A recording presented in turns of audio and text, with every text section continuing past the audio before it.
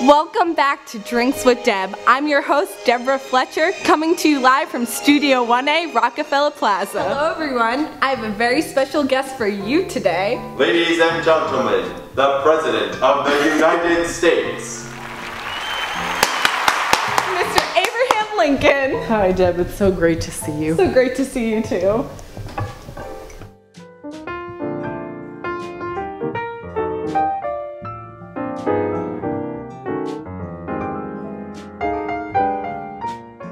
Well, thank you for coming today, Lincoln. I hope you have a fantastic time at Our American Cousin. And that's at the Ford Theater, right? Of course, yes. It's the best theater in the country. I heard the show's fantastic. Well, I hope you have a great time, and I'll see you tomorrow, folks, at 8 o'clock sharp. Okay, are we done? Alright, bye. Hello, folks. I'd like to inform you on some breaking news. Abraham Lincoln has just been assassinated. Hello, folks. I'd like to introduce you today to Detective Todd Anderson. Hello, I'm Detective Todd Anderson. I'll be covering. Sorry, I'm very shaken up right now. I'll be covering the breaking news story of the death of our beloved 16th President, Abraham Lincoln. Now, Todd, do we know who has killed Mr. Lincoln?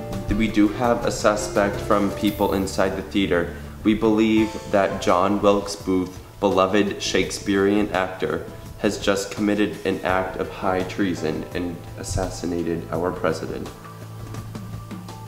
So, Detective Anderson, do we know how this occurrence happened? We don't know the exact details as our men were not in the theater at the time of the deceasing. So, Todd, do we know what shape Mr. Lincoln is in today? I'm sorry, this isn't something to be laughing about, it's a very serious matter. But that bullet's just rattling around in his brain. Oh my god, that's awful. I'm just so happy he's dead. Todd! Sorry folks, we're having technical difficulties. Judy, who has been at the theater and has been a very close friend to Mr. Abraham Lincoln, has come in to fill for Todd Anderson. What exactly happened when you were in the theater? So yes, I was a witness at the theater, and I wasn't really aware of what was happening when I was there. There was a lot of confusion. So we believe the suspect is John Wilkes Booth, and what he's believed to have done was go up to where Abraham Lincoln was seated, and he shot him in the back of the head. Today, folks, I have the ghost of Abraham Lincoln. Only he can tell us what really happened. I was very confused at what was happening. The play was at its peaking moment when I was shot in the head.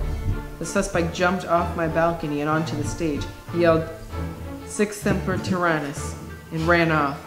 My soul will haunt him for the rest of his days. That's all we have for today, folks. God. Is it over yet? Ow. Sorry, Deb. Hello, folks. Today we have breaking news on the ratification of the 14th Amendment. Today I have the governor here with us. Sorry. Hello, I am the governor, as I was introduced as. So, what do you want to talk to me about, Deb? I would like to know, like, who was involved with, you know, the stages of the amendment. Okay, so how an amendment works is that it's proposed to Congress. And once it goes from Congress, it gets sent out to the states for ratification, which for all of you people without an education out there, that means the states have to say yes. So, what exactly happened with the 14th Amendment? So, 14th Amendment, big one.